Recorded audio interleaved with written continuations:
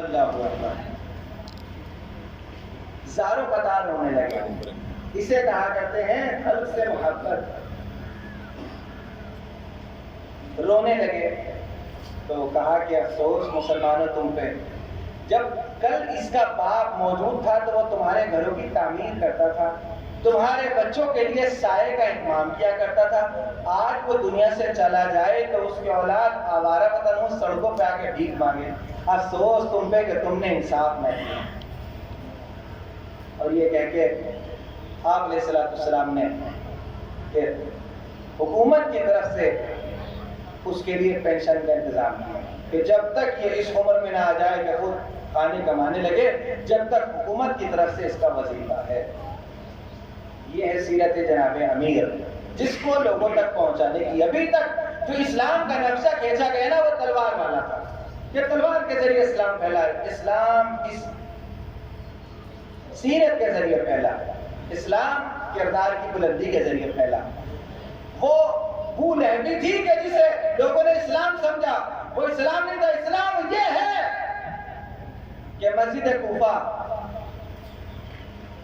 جناب امیر علیہ السلام بھی فیصلے کیا کرتے تھے اور قاضی بھی رکھ رکھے تھے جو فیصلے کیا کرتے تھے. تو قاضی شرح جو اس وقت میں سپریم وزارت میں سے ہوا کرتا تھا، جج تھا، وہ بیٹھتا تھا مسجد کوفہ میں فیصلے کے لیے. جناب امیر علیہ السلام ایک شخص کے ساتھ چلے آئے، ایک یہودی کے ساتھ آ رہے ہیں. تو دونوں مسجد میں آئے. قاضی جناب امیر کو دیکھ کے کھڑا ہو گیا احترام میں.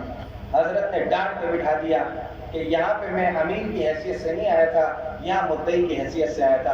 اگر فیصلہ میرے حق میں بھی ہو جائے تو سامنے والے کو اس بات کی تکلیف ہوگی کہ چونکہ یہ خلیفت ہے لہٰذا ان کے قاضی نے ان کے لیے فیصلہ کر دیا. کہا جب تک بات نہ سن لے وہ مکمل دونوں کی، جب تک فیصلہ نہ کرنا. اور اس کے بعد میں کہا کہ بیٹھ اور پہلے قضیہ سنا. تو کہا کہ قضیہ کیا ہے؟ فرمایا کہ میں راستے میں اس کے ساتھ آ رہا تھا یہودی کے، تو اس نے کہا کہ میں میرے پاس زین زیادہ ہے، میں ایک زین گھوڑے کی بیچنا چاہتا ہوں اپنی. میں نے اس سے معاملہ کر لیا، وہاں خرید لی. اب چونکہ وہاں پہ اس کے گھوڑے پہ تھی رکھی ہوئی، اس نے کہا کہ میں جب شہر میں پہنچوں گا تو آپ کو دے دوں گا. میں نے قیمت ادا کر دی. اب جب ہم شہر میں آئے اور میں نے کہا لا میری زین دے، تو اس نے کہا کہ لاؤ تمہارے پاس گواہ ہو تو دکھاؤ، کیونکہ یہ تو میرے اختیار میں، جو اختیار میں وہ چیز میری ہے، تو اگر گواہ ہو تو دکھاؤ. تو جناب امیر نے کہا کہ چل حاکم کے پاس. کہا میں پھر تیرے پاس لے آیا، بتا فیصلہ کس کے حق میں ہوگا.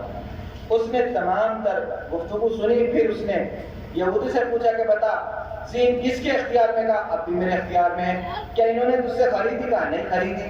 جناب امیر سے کہا کہ آپ نے خریدی؟ کہا کہ ہاں خریدی. کہا آپ کے پاس کوئی گواہ کے راستے میں تھا، گواہ کہاں ہے؟ تو اس نے فیصلہ کیا کہ اصولوں کے اوپر یہ زین یہودی کی ہے، اس میں آپ کا حصہ نہیں. جناب امیر نے سنا، کپڑوں کو جھاڑا اور اٹھ کے جانے لگے. یہودی پیچھے پیچھے آیا اور آنکھوں میں آنسو تھے، قدموں میں گر کے کہا امیر المومنین اس دین کا کلمہ پڑھوا دے جس دین پہ آپ ہیں.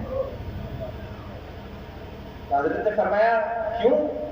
کہا کہ بس میں دیکھنا چاہتا تھا کہ ضبط کس حد تک ہے اور دین کی پابندی کس حد تک ہے. اللہ کی قسم آپ کو گواہوں کی ضرورت تھی، آپ کو فیصلے کی ضرورت تھی. ارے خیبر کی داستانیں ہم نے اپنوں سے سنی ہے، ہمیں معلوم ہے آپ کون ہیں، مگر یہ دین کی پابندی تھی کہ آپ میرے ساتھ میں جا کے قاضی کے سامنے کھڑے ہو گئے. بس مجھے اس دین کا کلمہ پڑھوا دے کہ جو انسان کو اس حد تک پابند دین بناتا ہے. تو یہ تھا اسلام کے پھیلانے کا ذریعہ. اس لیے نبی صلی اللہ علیہ وسلم نے فرمایا اتباع کرو میرے اہل بیت کی، ان سے آگے نہ بڑھنا، ان کے پیچھے نہ رہنا، ان کے قدم بہ قدم چلنا، اس لیے کہ تمہیں کبھی گمراہ نہ کریں گے. جو اسلام کے اوپر صلہ تامیز قسم کے الزامات لگے وہ اس وجہ سے لگے کہ وہ تلوار کے ذریعے پھیلانے کی کوشش کی گئی. جو پھول ہے بھی تھی وہ اسلام نہیں تھا، ہر چیز اسلام نہیں تھا. اسلام تو تحفظ انسانیت دیا کرتا ہے، اسلام تو انسان کو جینے کا اختیار دیا کرتا ہے، اسلام تو انسان کو کرامت بخشتا ہے، عزت بخشتا ہے. یہی جناب امیر غیروں سے سلوکات دیکھیں کہ آ رہے ہیں، راستے میں ایک مسافر بھی ساتھ ہو گیا، مدینہ سے چلے تھے کوفہ کے لیے، تو پوچھا ایک دوسرے سے حال احوال پوچھا، تو اس نے بتایا کہ میں یہودی ہوں۔ پوچھا آپ کون؟ تو کہا میں علی بن ابی طالب ہوں۔ پہچان گیا کہ مسلمانوں کے خلیفہ ہیں۔ اچھا، جب چلنے لگے تو حضرت کو کوفہ جانا تھا، اسے آگے کی بستی میں جانا تھا، تو جب کوفہ آ گیا تو چاہیے تو یہ تھا کہ حضرت راستہ بدل دیتے، حضرت اس کے ساتھ ساتھ کچھ آگے تک بڑھے۔ جب آگے بڑھے تو اس نے کہا کہ شاید آپ راستہ بھول گئے، جو کائنات کو راستہ دکھانے والا ہو کیا وہ راستہ بھول سکتا ہے؟ جو ممبر سے کہتا ہو کہ سنونی پوچھ لو مجھ سے اس سے پہلے کہ مجھے کھو دو، اللہ کی قسم میں زمین کے راستوں سے بہتر آسمان کے راستوں کو جانتا ہوں۔ تو جناب والا انہوں نے کہا کہ نہیں میں راستہ نہیں بھولا۔ تو کہا کہ پھر آپ کو تو کوفہ جانا تھا، کہا کوفہ جاؤں گا، لوٹ کے جاؤں گا، تو میرے ساتھ کیوں آئے؟ کہا کہ ہمارے نبی نے فرمایا ہے مسافر کا حق یہ ہے کہ جب تم اس سے جدا ہونے لگو تو کچھ قدم اس کے ساتھ چل کے اس کو خدا حافظی کرو۔ کہ یہ نبی کا فرمان ہے؟ ہاں۔ تو کہا بس اپنا ہاتھ دیجیے۔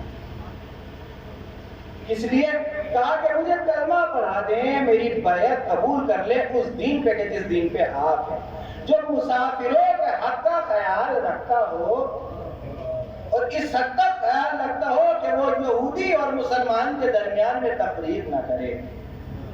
جناب والا بس یہ سیرت جناب امیر علیہ السلام ہے کہ جو دنیا کو اپنا گرویدہ بنائے ہوئے ہے۔ جناب عدی بن حاتم سے روایت ہے کہ معاویہ کے دربار میں گئے ہیں۔ جب معاویہ کے یہاں پہنچے تو معاویہ نے کہا کہ حاتم کے بیٹے آؤ، کیسے آنا ہوا؟ شہادت جناب امیر کے بعد کی بات۔ حاتم کے بیٹے آؤ، کیسے آنا ہوا؟ کیسا محسوس کرتے ہو؟ کہا کہ دل غمگین ہے، کہ اس لیے کہ میں نے علی کو کھو دیا۔ معاویہ کے دربار میں آگے بات کہنا بہت بڑی بات ہے، جرأت کی بات ہے۔ اب پورا دربار سجا ہے معاویہ کا، اور کس طریقے سے معاویہ نے تربیت کی تھی ان لوگوں کی، واقعی ہنسنے کی بات نہیں، انسان روئے گریا کرے کہ کس طریقے سے تربیت ہو رہی تھی، کس کے خلاف؟ اسلام کے خلاف، کل ایمان کے مقابل کیسا لشکر تیار کیا جا رہا تھا، دین کو کس حد تک نقصان پہنچایا جا رہا تھا۔ کہ صاحب الغارات نے لکھا ایک شخص ہے کہ جو کوفہ سے اپنی سواری سے شام میں آیا تھا کام سے، تو دمشق میں ایک شامی نے اس کا اونٹ پکڑ لیا اور کہا کہ یہ جانور تو میرا ہے، جانور میرا ہے۔ تو کہا نہیں تیرا نہیں ہے، یہ تو ہمارا ہے۔ جب زیادہ آپس میں بحث ہونے لگی تو بہت سارے شامی جمع ہو گئے، سب دربار معاویہ میں پہنچ گئے، اور جانے کے بعد وہاں پہ 50 لوگوں نے گواہی دی کہ یہ اونٹ اسی کا شامی کا ہے۔ تو معاویہ نے کہا کہ بھائی اب انہوں نے گواہی دے دی تو اونٹ اس کا ہی ہے، لے جائے۔ اس نے کہا کہ جناب اونٹ انہیں دے دو، مگر ایک بات تو سن لو، ہاں، کہ یہ اونٹ نہیں ہے، اونٹنی ہے۔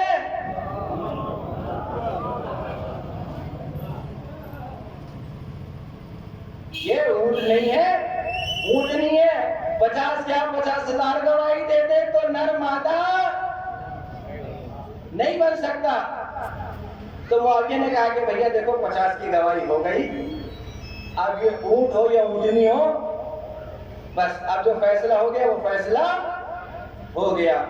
اور ان سے کہا شامیوں سے کہ جاؤ بسم اللہ، وہ بھی خوش ہو کے چلے گئے۔ اس سے کہا تو رک جا، یہ رک گیا۔ اس کے بعد میں اس سے کہا کہ کتنی قیمت کا تھا یہ جانور؟ اس سے کہیں زیادہ قیمت اس کو دے کے کہا کہ معلوم ہے یہ جانور تیرا ہی تھا، مگر ڈیمو ہوتا ہے نا، یہ ڈیمو تھا۔ جب جانا تو علی سے بتا دینا 1 لاکھ کا ایسا لشکر تیار کیا ہے جاہلوں کا، احمقوں کا، ابو جہلوں کا، کہ جو نر و مادہ میں فرق نہیں کر سکتے۔ انہیں مقابلے میں لے کے آؤں گا صفین کے میدان میں۔ آپ دیکھیں یہ اسلام کے خاتمے کے لیے یہ منصوبے بن رہے تھے۔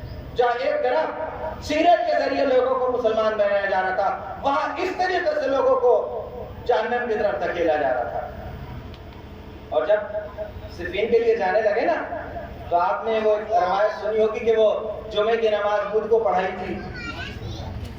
اس کا پس منظر معلوم ہے کیوں پڑھائی تھی؟ آئیے آپ پس منظر بھی سن لیں، اس سے پہلے سلوات بھیجتے محمد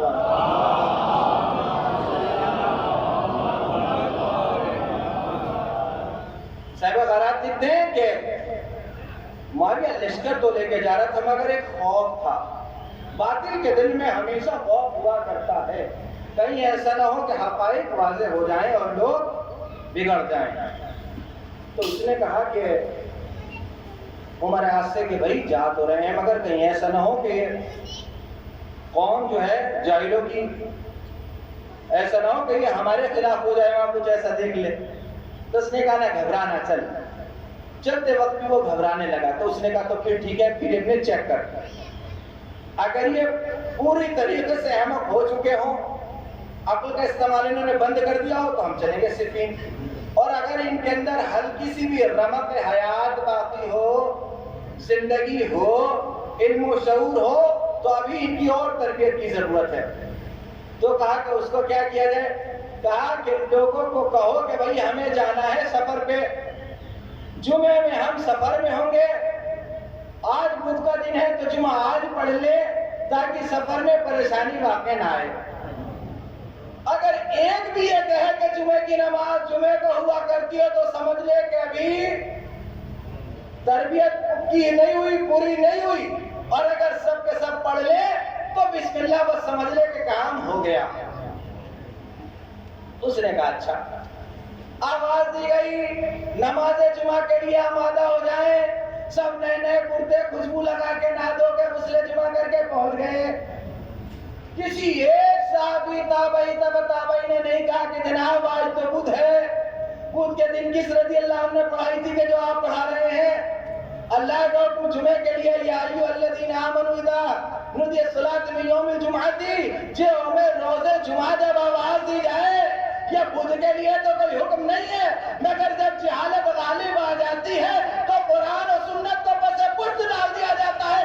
آج بھی وہی صورتحال ہے، آج بھی وہی صورتحال ہے۔ میں ایک بار جا رہا تھا ٹرین میں، ماہ مبارک کا رمضان تھا، چھوٹا سا قرآن شریف تھا، میں پڑھ رہا تھا تو 2 4 6، اب تو دور بدل گئے، اس دور سے پرانے کی بات ہے، 2014 سے پہلے کی بات ہے۔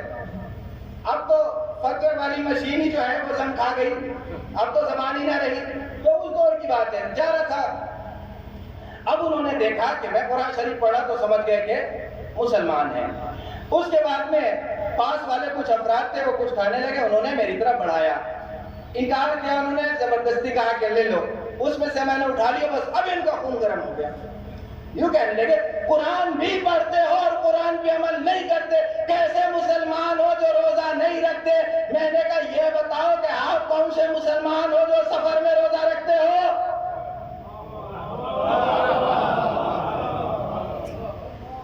تو کہنے لگے کہ ہم مسلمان ہیں جبھی تو روزہ رکھتے ہیں۔ کوئی آپ میں سے پڑھا لکھا ہے؟ بولے جی ہم سبھی پڑھے ہوئے ہیں، سورہ بقرہ کی آیت کھول کے دے دی، کہا ذرا اسے پڑھ لو، اس میں زیادہ عربی کی ضرورت نہیں ہے، اردو سمجھنے والا بھی سمجھ جائے گا۔ کیا تھا؟ مریضاً او علی سفر فعدۃ من ایام اخر۔ اس کا ترجمہ یہ ہے کہ جب مریض ہو اور سفر کی حالت میں ہو تو روزوں کی گنتی کر لے، بعد میں رکھے۔ تم بتاؤ کہ تم اللہ کی کتاب کو پسے پشت ڈالے ہوئے ہو یا ہم نے ڈال دیا؟ اب یہ کہے کہ قرآن کے خلاف ہے تو اب جب پھنس گیا تو ابلیس سے توسل کیا، اس نے اس کی مدد کی۔ تھوڑی دیر بعد بولا کہ اچھا اگر ایسی بات ہے تو ہمارے بڑوں کو یہ بات کیوں نہ سمجھ آئی؟ تو ہم نے کہا رونا تو اسی کا ہے کہ تمہارے بڑے بھی گمراہ تھے، تم بھی گمراہ ہو۔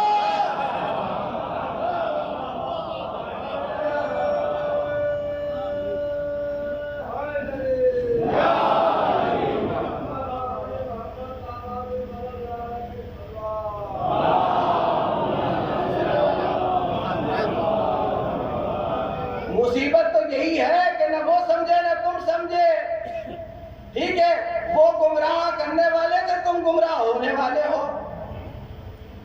تو کہنے لگے کہ پھر تھوڑی دیر چپ رہا، پھر کچھ شیطان سے توسل کیا، پھر ادھر سے کچھ مدد ہوئی تو بولنے لگا دیکھو جی وہ دور خطرناک تھا، مسلمانوں کو سفر کرنے میں مشکل ہوا کرتی تھی. میں نے کہا ہاں، اللہ کو تھوڑی نہ پتا تھا کہ آنے والے وقت میں بس بھی ہوگی، ٹرین بھی ہوگی، اپنی گاڑیاں بھی ہوں گی.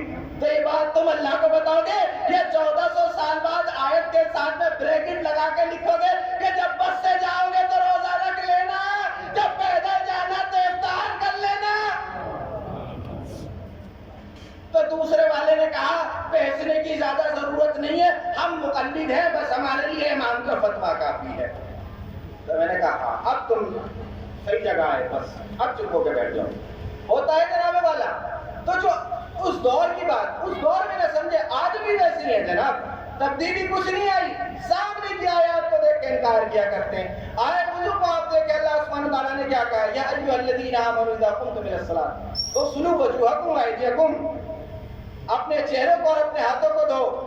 امسحوا برؤوسکم وارجلکم الی الکعبین، اور مسح کرو اپنے سر کا اور پیروں کا. سامنے کی آیت ہے جناب، سامنے کی آیت ہے، اسے توڑ مڑوڑ کے پیش کرنا یہ کہاں کی عقل مندی ہے؟ سامنے کی آیت کو دیکھنے کے بعد اگر انسان بدلنے لگے تو اس کا کیا ہوگا، اس کا کیا نتیجہ نکلے گا؟ تو جہالت چونکہ تو ہے، آج بھی کوئی فرق نہیں آیا. تو اب معاویہ نے جمعے کی نماز پڑھا دی. یہ اسلام کا المیہ ہے. فاتبعونی، میری اتباع کرو. مگر اتباع اللہ کے نبی کی تھوڑی نہ ہوئی، طاغوت کی ہوئی، ابلیس کی ہوئی، جو آج امت ان مشکلات میں گرفتار ہے. اس کے بعد بھی اس کو تھوڑا سا ڈر تھا. اس نے کہا کہ اتنا ڈر کے کیا کرے گا؟ اس نے کہا تجھے معلوم نہیں کہ کس کے مقابلے میں جا رہا؟ جو فاتح بدر و حنین ہیں، یہ چوٹ کھائے ہوئے ہیں، یہ جانتے ہیں. تو جب وزیر نے کچھ زیادہ جوش دلایا تو اس نے کہا لگتا ہے تجھے خلافت کی تمنا ہونے لگی ہے. کہ کیوں؟ کہ میرے قتل کے در پہ ہو رہا ہے، مجھے صفین میں لے جا کے کھڑا کر دے. تو اس نے کہا نہیں ایسا نہیں ہے، بغیر لڑے بھی تو کچھ نہیں ہو سکتا، کچھ حاصل نہیں ہوگا. تو کہا کہ پھر اچھا کیا کیا جائے؟ کہا بھائی دیکھ، اب میں تو زیادہ تو تجھے منا نہیں سکتا، بس آخری چیک اپ اور رہ گیا، اس ٹیسٹ کے بعد میں اب تیری مرضی ہے، جنگ کر یا نہ کر. اس نے کہا کیا ٹیسٹ کرنا ہے؟ کہا کہ دیکھ اللہ نے جان ڈال کے ذبیحے کا حکم دیا ہے کہ اسے ذبح کیا جائے. کہ ہاں، کہ تو ان کے سامنے سبزی کو ذبح کر کے دیکھ، اگر یہ سبزی کے ذبح ہونے پہ بھی خاموش رہیں تو سمجھ لینا یہ پوری طریقے سے چوپٹ ہو چکے. اب دین نامکن کے پاس کوئی شے باقی نہیں رہی. تو اس نے کہا کیا کیا جائے؟ کم مسجد میں ملئ عام میں بسم اللہ کر، روبہ قبلہ کدو کو رکھ کے چھری چلا. اگر یہ دیکھ کے خوش رہے، خاموش رہے تو سمجھ لے کہ بس کام ہو گیا، لشکر تیار ہو گیا. اس نے کہا اچھا.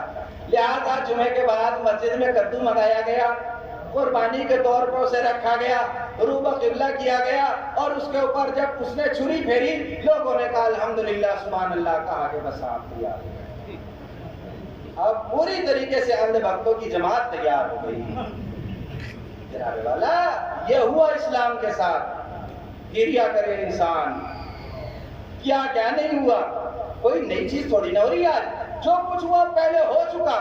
ابھی ہمارے بچپن کی بات تھی، آپ نے سنا ہوگا، یہیں کے آپ کے پڑوس میں ایک جگہ ہے اعظم گڑھ، جہاں کے ایک مولوی ہوا کرتا تھا شبلی نعمانی، جس نے کبھی حق کو مان کے نہ دیا.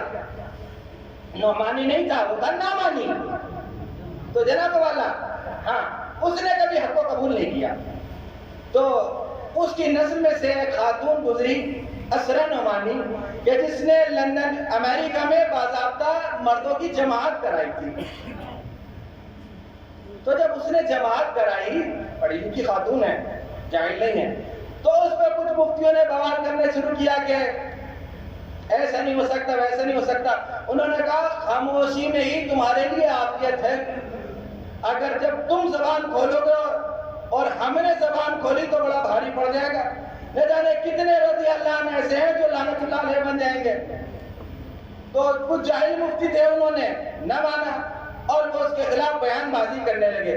تو اس نے پھر ایک واقعے کی طرف بیان کیا، کہا مسجد دمشق تو تمہیں یاد ہے، ولید کے دربار میں بھی کسی نے امامت کرائی تھی اور اس کے پیچھے بڑے بڑے تابعین اور تبع تابعین نے نمازیں پڑھی تھی۔ کیا میری حالت بھی ویسی ہے جیسی اس کی تھی؟ بس اس نے لفافے میں پیغام رکھ کے دے دیا، سب کے سب خاموش ہو گئے۔ اس نے تو لفافے کو بند کیا تھا، میں آپ کے لیے لفافے کو کھول دوں، ایک سلوات بھیج دیں محمد والا۔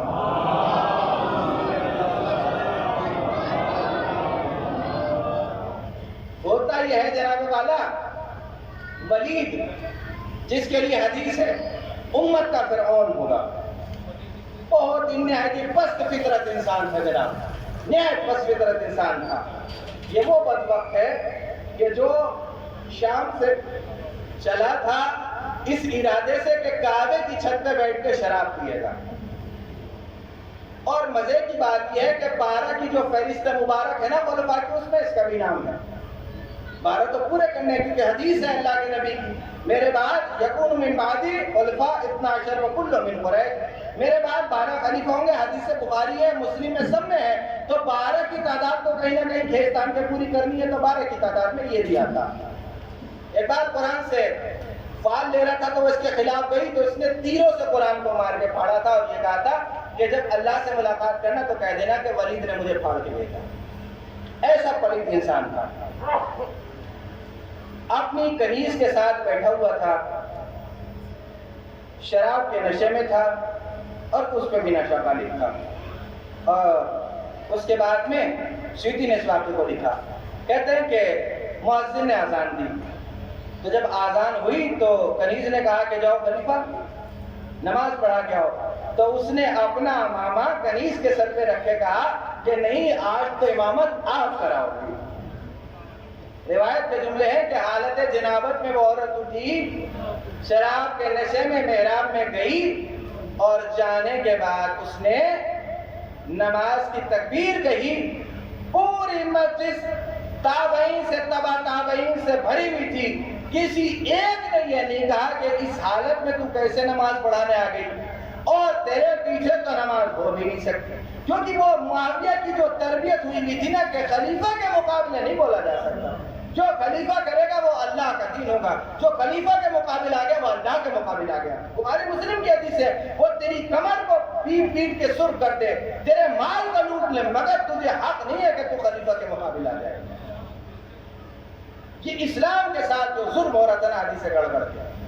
اللہ کے نبی کی اتباعی تھی، اللہ کے نبی کی تعظیم، اور قربان امام علی مقام کی سیرت کے کہ انہوں نے ان تمام حدیث کے دفتروں کو دریا برد کر دیا واقع کربلا میں یزید لعنت اللہ علیہ کے مقابل آ کے، کہ اسلام الگ ہے اور لوگوں کی ذات الگ ہے۔ اتباع کرو اللہ کے نبی کی، خلفاء کی اتباع کا حکم اللہ نہیں دیتا، فاتبعونی، میری اتباع کرو، نبی کی اتباع کرو، جب انسان حق کو پائے گا۔ دونوں سیرتوں میں زمین آسمان کا فرق ہے۔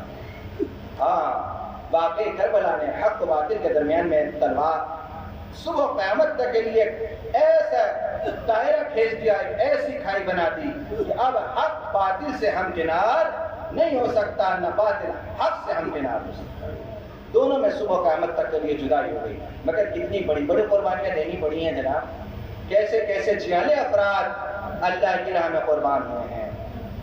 ذرا آپ دیکھیں، تاریخ میں نظر ڈالیں، کون افراد ہیں، کیسے افراد ہیں جن کے اوپر امام علی مقام کو اتنا بھروسہ ہے کہ جب مسلم کو کوفہ کی طرف بھیجا تھا نا، تو اہل کوفہ کو یہ لکھ کے بھیجا تھا، اسے بھیج رہا ہوں کہ جو اپنے اہل میں سب سے زیادہ محبوب ہے، اسے بھیج رہا ہوں کہ جو اپنے اہل میں جسے سب سے زیادہ پسند کرتا ہوں۔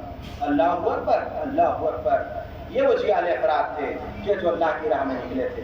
جب جناب عباس علیہ السلام کو بھیجا ہے نا، ان سے ایک رات کی مہلت کے لیے، تو کیا کہا تھا؟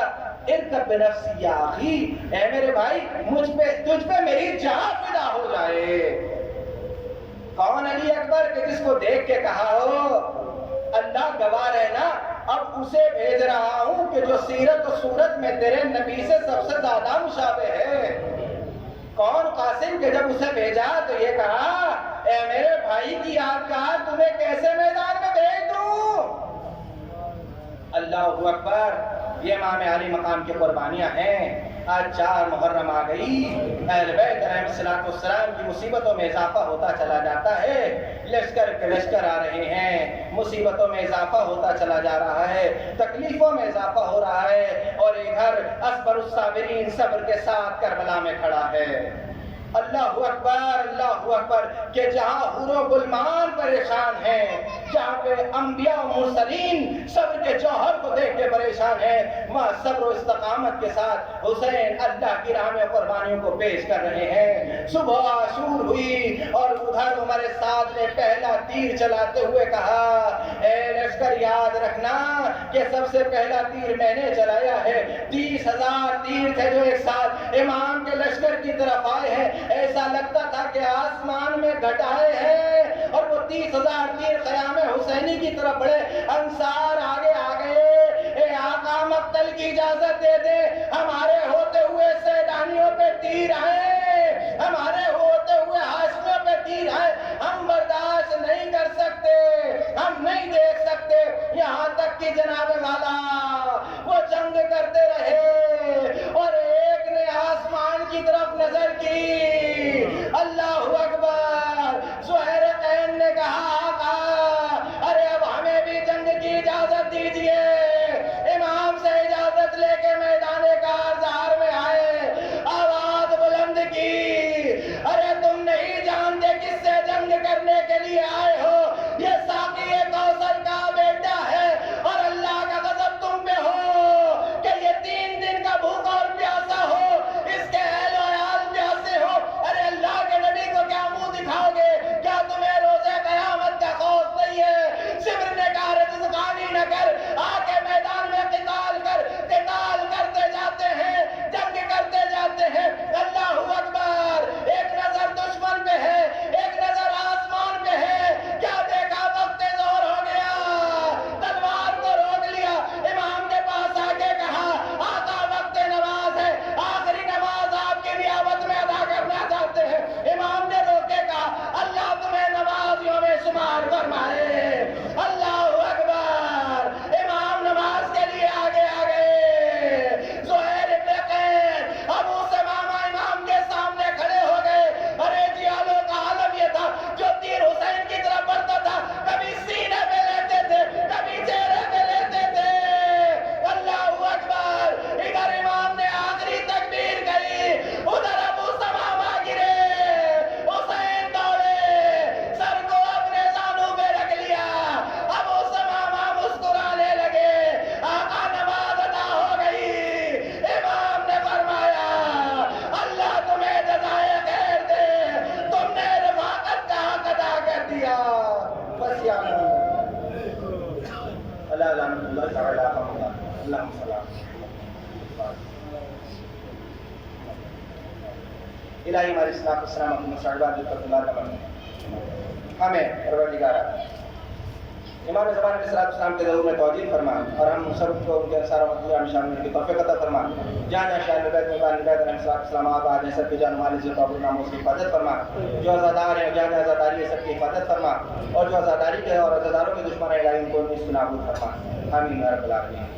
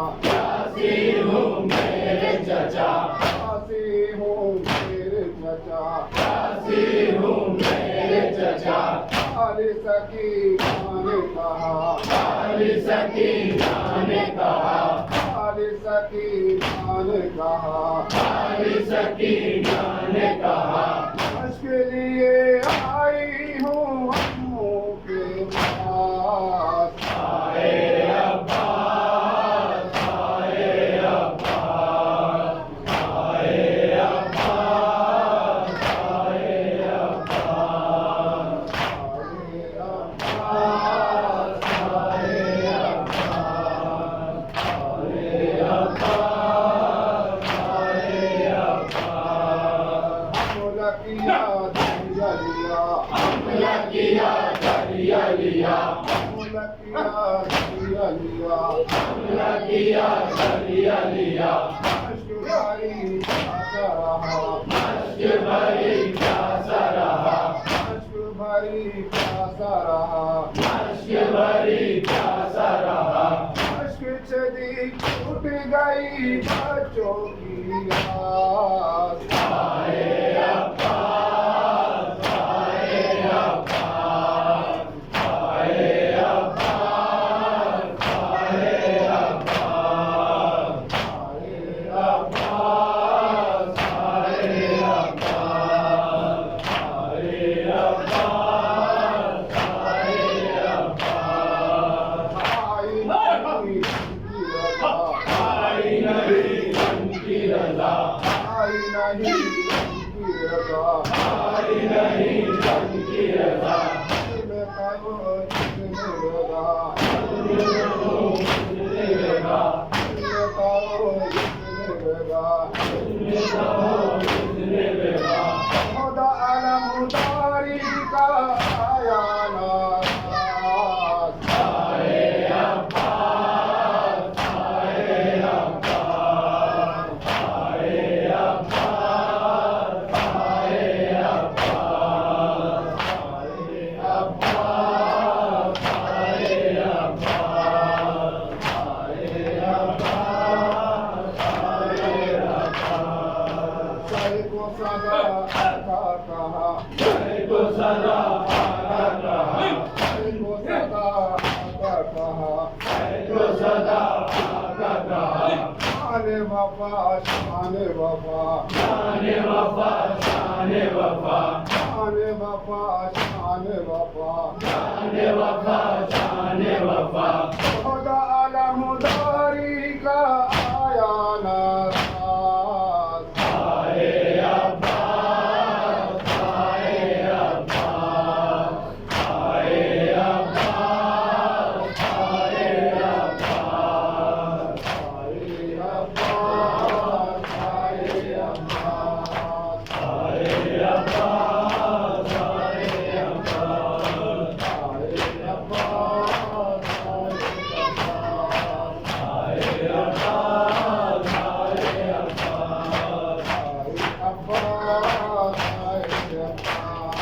آئے عباس، آئے عباس، عباس، آئے عباس، آئے عباس، آئے